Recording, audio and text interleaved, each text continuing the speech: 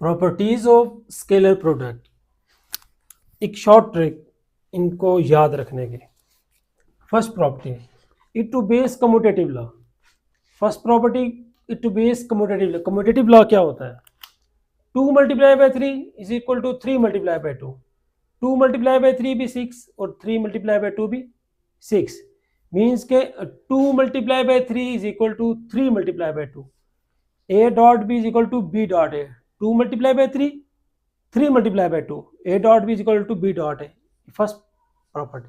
Second property, dot product of two perpendicular, orthogonal means perpendicular vector is always 0। Second property, dot product perpendicular vectors का 0 होता है, ये second property. Third property, dot product of two parallel vector has maximum. Two parallel vectors का dot product maximum होता है, ये third property.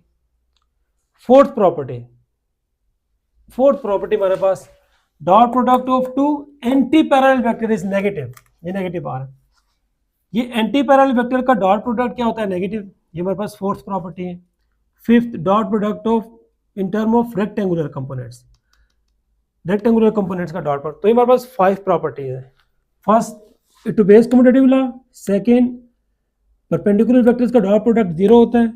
Third, parallel vectors का dot product maximum होता है, परपेंडिकुलर, पैरेलल, फिर एंटी पैरेलल का नेगेटिव होता है, और फिर in term of rectangular components. अब जरा मैं एक्सप्लेन करता हूँ। फर्स्ट तो मैंने एक्सप्लेन ऑलरेडी कर दिया कि A dot B is equal to B dot A, it to base commutative law.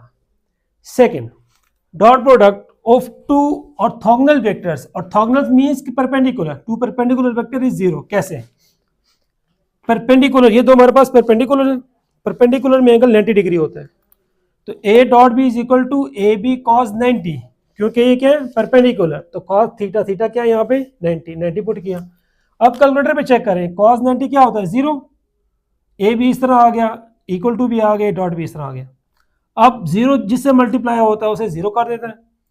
तो परपेंडिकुलर वेक्टर्स का डॉट प्रोडक्ट क्या है? 0। ये लिखा हुआ है कि dot product of two perpendicular vector is 0 होता है।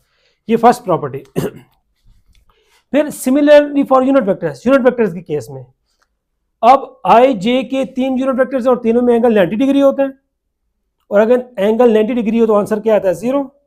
तो आई और जे में भी एंगल 90 डिग्री है। आई एक्स एक्सिस के अलॉन्ग है, जे वाई, और एक्स और वाई में एंगल 90 डिग्री होता है। जरा यहाँ पर देख लें,